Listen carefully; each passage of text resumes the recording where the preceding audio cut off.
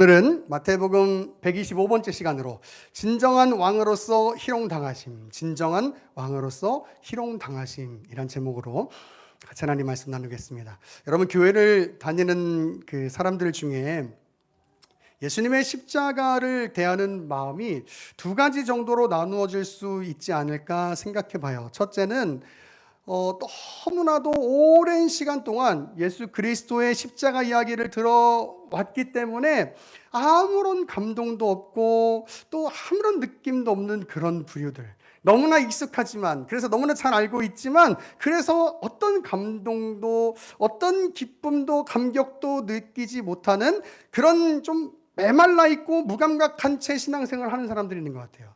두 번째는 어떤 사람들이냐면, 예수님의 십자가를 대할 때마다 그 마음에 그 아픔이 찾아오고, 뭔가 그 예수님의 십자가를 기억할 때마다 그게 내 십자가인데 라고 생각하면서 뭔가 마음에 이 절절한 마음이 느껴지는 그런 예배자들, 그런 예배자들이 있다고 생각해요.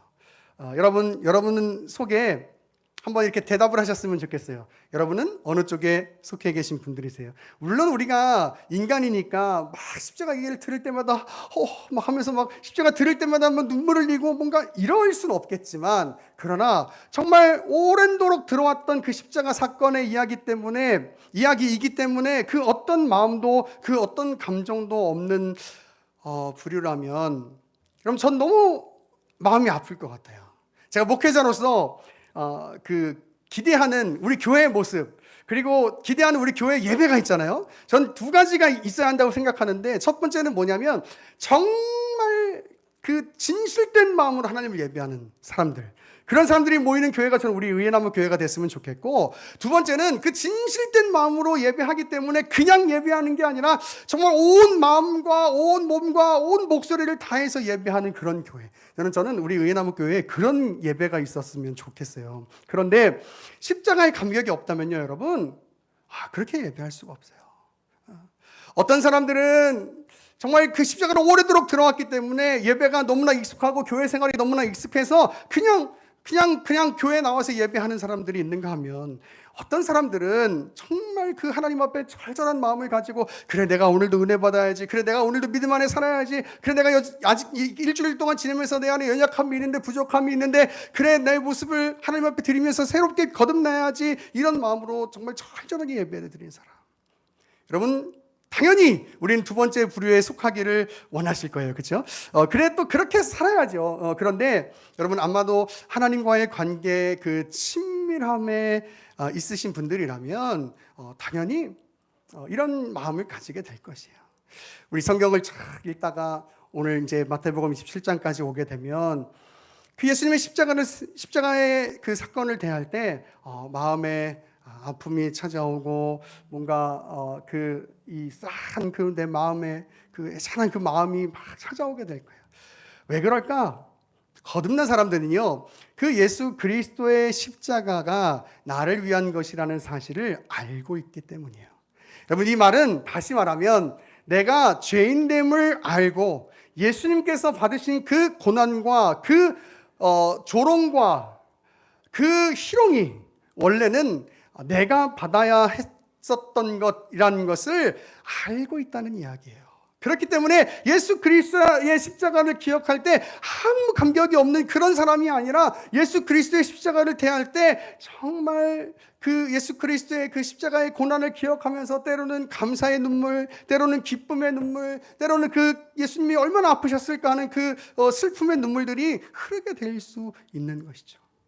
여러분, 우리는 철저하게 예수님의 십자가 앞에서 그 십자가의 고난이, 그 십자가의 조롱이 나의 죄악 때문이라는 사실을 인식할 수 있어야 할 줄로 믿습니다. 여러분, 그래야지만이 우리가 진정한 예배로 하나님 앞에 나아갈 수가 있는 거예요. 여러분, 오래도록 신앙생활하면서 우리의 마음이 굳어지면, 우리의 마음이 교만해지면 그 십자가 앞에 우리의 마음이 나아갈 수가 없는 거예요. 우리의 마음이 교만해지면, 하나님 앞에서 굳어져 있으면, 그 십자가 이야기를 들어도 예배를 아무리 앞에서 열심히 인도자가 인도한다 할지라도 그 예배에 감격이 없고 기쁨이 없어요. 그렇기 때문에 여러분, 우리의 예배, 우리의 신앙 안에 항상 기억하고 나가야 하는 것은 뭐냐면, 바로 십자가의 감격, 십자가의 기쁨, 십자가의 감사가 되어야 하는 줄로 믿습니다.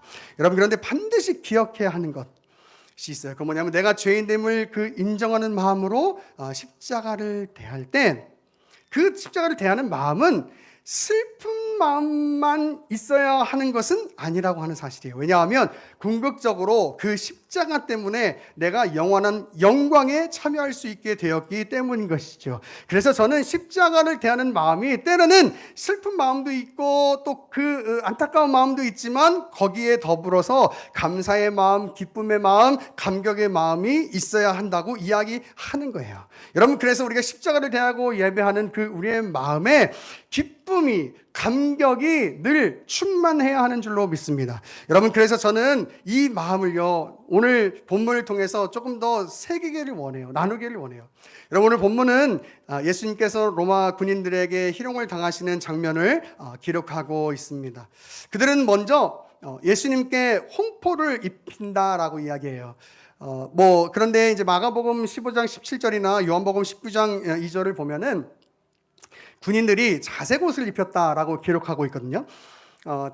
당시에 이 자색 옷은요, 그 로마 황제만 입을 수 있는 그런 옷이었다라고 해요. 그리고 홍포는요, 로마 군인들이 입는 그 옷의 색이었다라고 합니다.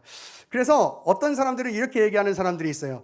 황제가 입다가 버린 낡은 옷을 예수님께 입혔다라고 말하는 사람들이 있는가 하면 로마 군인들이 차마 황제의 옷을 아무리 낡은 옷이라도 직접적으로 입힐 수가 없기 때문에 자기들의 옷을 이제 벗어서 예수님께 입혀가지고 예수님을 왕처럼 꾸며놓고 희롱하려고 했다라고 주장하는 사람들도 있어요. 근데 중요한 것은 무슨 홍색이든 자색이든지 간에 뭐가 중요하겠어요? 예수님께서 입힌 이 옷, 그것은 바로 예수님을 왕처럼 꾸며놓고 왕처럼 지금 꾸며놓고 조롱하려고 하는 그 의도를 가지고 있는 것이죠. 로마 군인들은 예수님께 왕을 상징하는 그런 옷을 입혀가지고 예수님을 지금 조롱하려고 하고 있는 거예요. 더 나아가서 그들은 가시로 왕관을 만들어가지고 예수님의 머리에 씌우기까지 합니다. 여러분, 당시 로마에서 사용되던 그 동전을 보면은 로마 황제의 모습이 새겨져 있었는데요. 그 로마 황제가 그 새겨져 있는 그 머리를 보면은 그 로마 황제가 쓰고 있던 그 왕관에 여러 가지 그 못이 이렇게 빛나는 못이 삐죽삐죽 이렇게 튀어나와 있다라고 해요. 그래서 그게 어떤 높음의 상징, 최고의 상징, 이런 의미라고 하는데 그 로마 군인들이 지금 그 로마 황제의 왕관을 흉내내 가지고 가시로 이 면류관을 탁 만들어 가지고 예수님의 머리에 씌운 거예요. 여러분, 이게 뭘 의미하겠어요? 아까 말씀드렸던 것처럼 옷을 입힌 것처럼 예수님께 그 왕관을 씌움으로써 가시관을 씌움으로써 이 황제같이 꾸며놓고 야, 네가 왕이라며? 이러고 놀리려고 지금 꾸미고 있는 거죠. 그리고 더 나아가서 예수님께 오른손에다가 갈대를 탁 씌워 놨다라고 이야기하는데 이것도 마찬가지예요. 로마 황제는요, 그 오른손에 황제의 그 막대기를, 지팡이를 가지고 있었어요. 그래서 로마 군인들 이런 그 황제의 모습으로 예수님을 꾸며놓고 지금 조롱하고 있는 것이죠. 마지막으로 그들이 이제 예수님 앞에 탁 무릎을 꿇고 마치 황제에게 인사를 하듯 우리 유대인의 왕이여 평안하옵소서 하면서 막 이렇게 인사를 하고 있는 거예요. 이런 그 로마 군인들의 희롱에 담긴 메시지, 한마디로 야, 네가 왕이라며, 왕처럼 한번 해봐. 야, 사람들한테 네가 지금 조롱을 당해가지고 또 모함을 받아가지고 십자가에 달려서 이제 죽기 직전인데 네가 왕이냐? 이렇게 놀리고 있는 거죠. 정말 왕이라면 그 왕이 가질 수 있는 그 권력과 힘을 가지고 너가 이런 일을 당하지는 않을 수 있었을 텐데 네가 왕이야? 네가 왕이라면 이런 일을 당할 수 없을 거야 라고 이야기하면서 놀리고 있는 것이죠. 그렇게 다 놀린 후에 다시 예수님을 향해서 침을 뱉는 거예요. 에휴. 그리고 갈대로 머리를 이렇게 딱 때리면서 에이그 너 같은 게 무슨 왕이냐 이놈아, 이러면서 놀리고 있는 거죠. 하면서 여러분, 이게 바로 예수님께서 지금 받고 있는 조롱이에요. 여러분, 그런데 저는 오늘 이 본문에서 이게 말씀을 준비하다 보니까 질문이 하나 생기더라고요. 그것은 무엇이냐면, 로마 군인들은 왜 이렇게까지 예수님을 조롱했는가 하는 것이었어요. 사실 예수님은요, 로마 군인들에게 어떤 해를 끼칠 만한 그런 일을 하신 적이 없어요. 그리고 또 로마 군인들 역시 예수님과 그 어떤 그 관계가 있었던 것도 아니었어요. 물론 그 안에 유대인들이 있을 수 있었겠지만, 그러나 근데 로마 군인들은 그저 빌라도의 명령에 따라서 그냥 이렇게 한 일일 뿐인데, 그런데 어떻게 이렇게까지 예수님을 조롱할 수 있었을까? 예수님께서 하신 말씀에 대해 한 인지는 있을 수 있었을지는 모르겠지만, 왜 이렇게까지 예수님을 조롱했어야 했는가? 저는 그 질문을 해보면서 이런 마음을 깨닫게 되더라고요. 인간의 그 본선적 악함이 얼마나 악한가, 얼마나 악한가. 이런 가끔 우리 살면서 그런 거 보지 않아요? 교회랑 아무 상관도 없고 아무런 관계도 없는, 그리고 교회나 목사님에게 어떤 그 상처를 받지도 않으신 어떤 분들이 그냥 무조건적으로 교회라고 하면은 거부하고 싫어하고 하는 사람들, 여러분 참 저도 많이 봤던 것 같아요. 근데 사실 그들에게 있어서 교회가 어떤 일을 해서 그렇게 교회를 싫어하는지는 모르겠지만, 정말 희한한 건 어쨌든 교회라고 하면 무조건 거부 반응 보이고 싫어하는 사람들을 참 많이 봤던 것 같아요. 저는 이런 현상들을 보면서 우리 인간의 마음에는 진리를 거부하려고 하는 그 본성이 있구나 하는 생각을 해봅니다. 제가 이런 이야기를 하는 것은 다른 사람들을 비판하거나 예수님을 믿지 않는 사람들을 향하여 편협한 생각을 가지자라는 식으로 이야기를 하고 싶은 게 아니고요. 오히려 인간이 가지고 있는 그 본성적 악함을 보면서 우리에게도 그런 모습은 없는지 한번 적용했으면 좋겠다라는 마음으로 이런 질문과 이야기를 해보는 거예요.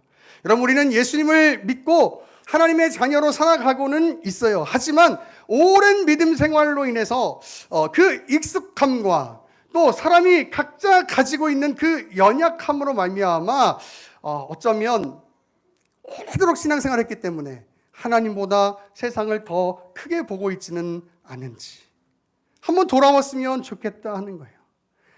마치 진리를 인정하는 것 같이 말하고 그렇게 살아가고 있지만, 그러나 정말 진리를 따라 살아가는 것은 어리석은 일이야라고 생각하고 있는 그 이방인들과 같은 모습, 그 하나님의 적대자들과 같은 모습은 없는지 한번 우리의 모습을 돌아봤으면 좋겠다는 거예요. 우리가 은혜로 하나님 앞에 서 있고 우리가 하나님의 은혜로 이 땅을 살아간다라고 고백하고 있지만, 말은 그렇게 하고 있지만 실제로 그것을 정말 그 진리라고 고백하고 살아가고 있는지, 아니면 우리가 말은 그렇게 하지만 돈이 제일 중요하지 뭐 이렇게 생각하고 그 돈의 논리로, 세상의 논리로 따라가면서 살아가고 있지는 않은지, 여러분 우리의 삶을 좀 돌아보기를 원하는 거예요. 그리고 회개하기를 원해요. 그리고 진실된 마음으로 하나님을 의지하면서 살아갈 수 있는 그런 우리 의회나무교회 모든 성도들 될 수 있기를 간절히 축원합니다. 이제 더 돌아가서 이제 오늘 본문으로 다시 와서 보면요, 예수님께서 로마 군인들에게 희롱당하시는 그 장면이 성경적으로 얼마나 큰 의미를 가지고 있는지에 대해서 우리 묵상하기를 원해요. 예수님의 그 십자가 사건은요, 우리가 이미 알고 있는 것처럼 구약 성경에 예언되어져 있는 일이었죠. 성경은 예수님이 고난받으시는 왕으로 이 땅에 오실 것에 대해서 말씀을 하셨어요. 우리 다 같이 이사야 53장으로 한번 가보겠습니다. 이사야 53장 10절에서 12절까지입니다.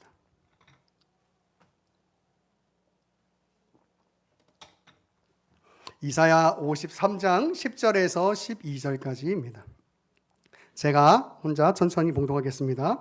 여호와께서 그에게 상함을 받게 하시기를 원하사 질고를 당하게 하셨은즉 그의 영혼을 속건 제물로 드리기에 이르면 그가 씨를 보게 되며 그의 날은 길 것이요 또 그의 손으로 여호와께서 기뻐하시는 뜻을 성취하리로다. 그가 자기 영혼에 수고한 것을 보고 만족하게 여길 것이라. 나의 의로운 종이 자기 지식으로 많은 사람을 의롭게 하며 또 그들의 죄악을 친히 담당하리로다. 그러므로 내가 그에게 존귀한 자와 함께 몫을 받게 하며 강한 자와 함께 탈취한 것을 나누게 하리니 이는 그가 자기 영혼을 버려 사망에 이르게 하며 범죄자 중 하나로 헤아림을 받음이니라. 그러나 그가 많은 사람의 죄를 담당하며 범죄자를 위하여 기도하였느니라. 아멘. 또 이사야 52장 13절에는 이런 말씀이 있어요. 보라, 내 종이 형통하리니 받들어 높이 들려서 지극히 존귀하게 되리라 라고 되어 있어요. 여러분, 그러고 나서 나오는 이야기가 바로 십자가 고난에 관한 이야기예요. 로마 군인들은 예수님을 조롱하기 위해서 예수님을 로마 황제처럼 꾸며놓았어요. 하지만 여러분, 그 모습이야말로 그들은 조롱하기 위해서 예수님을 황제처럼 꾸며놓은 것이지만 그 모습이야말로 성경에 예언되어져 있는 진정한 왕, 진정한 그 고난받는 그의 백성들을 구원하시기 위해서 고난받으시는 그 진정한 왕으로 오신 예수 그리스도를 만들어 놓은 일이 된 것이죠. 여러분, 세상의 왕과 이 성경에서 말하는 진정한 왕은 다른 개념이죠. 세상이 말하는 왕은 소위 우리가 잘 아는 것처럼 능력을 가지고, 권능을 가지고, 힘을 가지고, 재력을 가지고 자신의 힘을 내세우는 그런 왕. 그런데 성경이 말하는 진정한 왕은 이 땅의 모든 그 고난받는 그 영혼들을 구원하셔서 하나님의 백성 삼으시는 그 하나님 되신 예수 그리스도, 그분이 진정한 왕 되신다고 성경은 고백하고 있는 거예요. 그리고 그 일을 위해서는 힘을 갖는 게 아니라, 능력을 갖는 게 아니라, 재력을 갖는 게 아니라, 어떤 기적을 베푸는 것이 아니라 어디로 가야 되냐면 바로 십자가 걸음, 그 십자가를 향한 그 십자가의 발걸음을 걷는 것, 그것이 바로 진정한 왕의 걸음이라고 이야기하고 있다라고 하는 사실이에요. 여러분, 그래서 이사야 60장 14절은 이렇게 이야기합니다. 너를 괴롭히던 자의 자손이 몸을 굽혀 내게 나오며 너를 멸시하던 모든 자가 내 발 아래에 엎드려 너를 일컬어 여호와의 성읍이라 이스라엘의 거룩한 이의 시온이라 하리라 라고 돼 있어요. 여러분, 예수님을 알지 못했던 사람들이 예수 그리스도의 그 십자가 사건을 통하여 변화되고 거듭남으로 말미암아 하나님을, 예수 그리스도를 영원한 왕으로 높여드릴 수 있다라고, 그렇게 하나님께서 일하실 것이라고 약속하고 있는 거예요. 여러분, 우리는 오늘 본문을 통해서 다시 한번 예수님의 그 십자가에 담긴 의미를 기억해야 할 것입니다. 왜 하나님께서 예수님을 십자가에 못 박히도록 하셨으며 사람들에게 왕이라고 하면서 조롱을 당하도록 하셨는가? 그 이유는 바로 나의 죄, 그 죄, 해결할 수 없는 그 나의 죄를 해결하시기 위해서 하나님께서 예수 그리스도를 이 땅에 보내셨고 그 십자가에서 진정한 왕으로서 고난 받으셨다라고 하는 사실을 여러분 믿으시기를 간절히 축원합니다. 하나님께서는 나의 죄를 완전히 해결해 주시기 위해서 예수 그리스도를 이 땅에 보내주셨어요. 여러분, 왕이 하는 일이 무엇입니까? 그가 가진 권력으로, 그가 가진 힘으로 그 국가의 백성들을 보호하고 지켜내는 일 아니겠습니까?